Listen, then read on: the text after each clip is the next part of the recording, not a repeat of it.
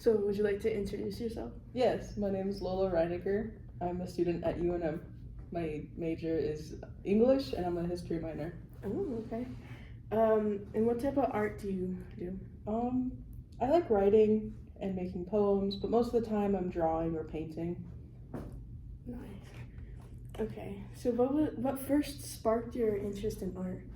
Um, a lot of YouTube videos when I was a kid, and also I have a lot of artists in my family, so I felt the need to carry on their lineage. That's true. That's true.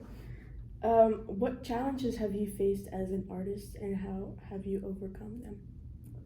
um, I think one of the challenges was accepting the fact that I'm not the status quo for what people look for in artists. I don't draw landscapes. I make character designs of characters I make up in my head, which is not very profitable to some people, but I've learned that it's my art and I can do what I want with it. Yeah, that's true. Like, I feel like a lot of people tend to like not think that that's art, considered art, but it truly is because it came from your creation. So yeah, that's pretty good. What was your first memorable artwork?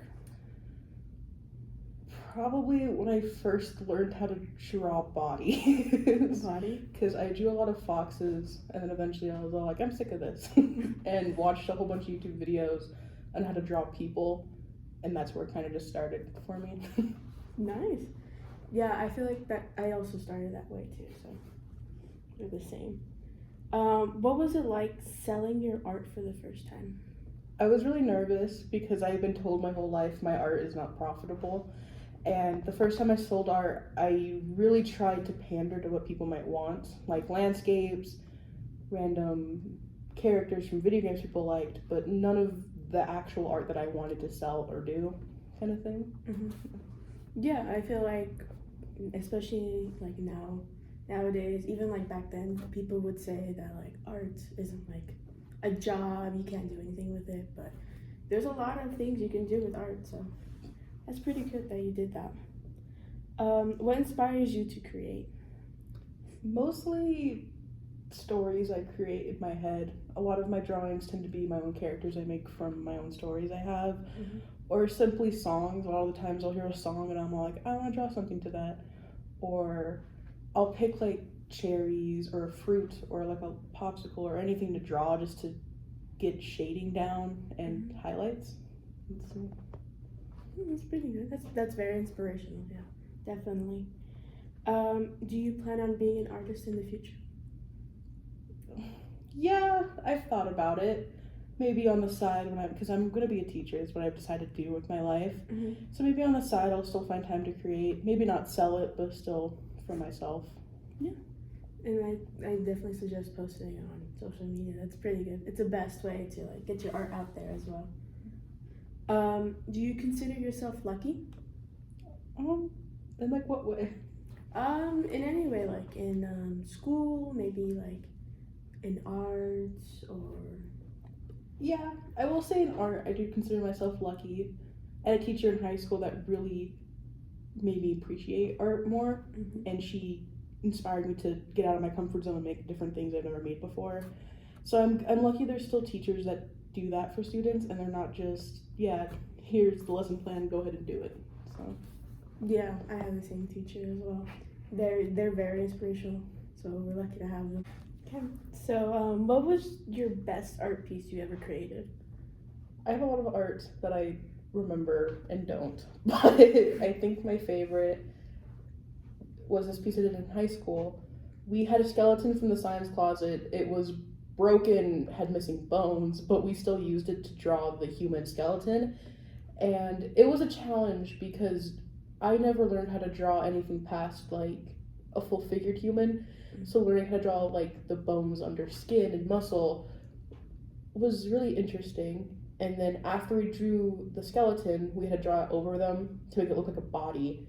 And that was a whole learning curve and definitely helped me shape the way I draw bodies now because you have to think about it's not just skin you're seeing, you can see bones, you can see extra. It was really interesting and I have to think one of my best pieces I've ever done. Yeah, I think I remember in high school I saw that your class did that part, so that was really good. How did you learn to do art? Like I said, crash course. I did a lot of YouTube and just downloaded a random app off of the Apple Store and just explored. My beginning art is really bad, but I'm proud of it because I've never had a class, I've never had anyone teach me. I just got to the ground and started drawing.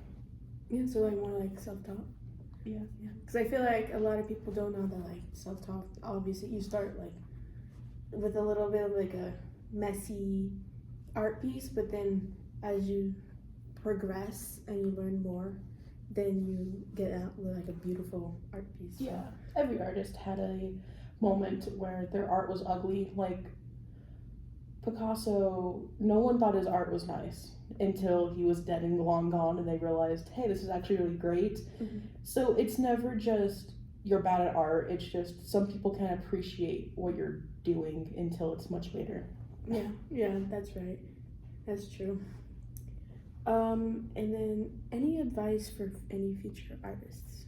Like I said earlier, don't let anyone tell you you're bad at art, because it's never the case. You're still learning, and no art is bad art to me. I mean, there might be times where I'm like, that's interesting looking, but it's not my area to judge. I really like drag queens, and one example that I love is Trixie Mattel, and her makeup was interesting.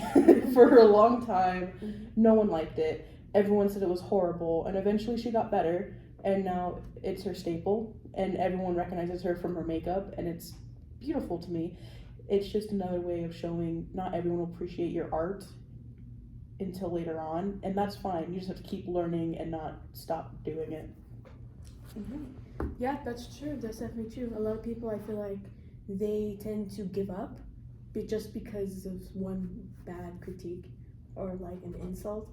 But I feel like you should take even like if it's an insult to like in consideration that maybe I can fix this, maybe not, or maybe like they're just saying that because they're like jealous and they want Exactly. whatever I did created.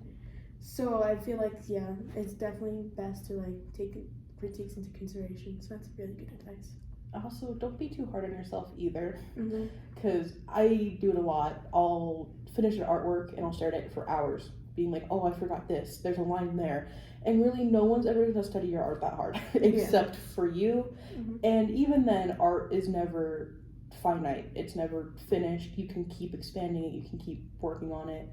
So don't get discouraged and think this is the horrible thing I've ever made, when you can go back and draw it or even paint on it to make it look better. It's never finished, really. Yeah, that's right. That's true. Thank you. Is there anything else you would like to add? Nope. Thank you for interviewing me. Well, thank you.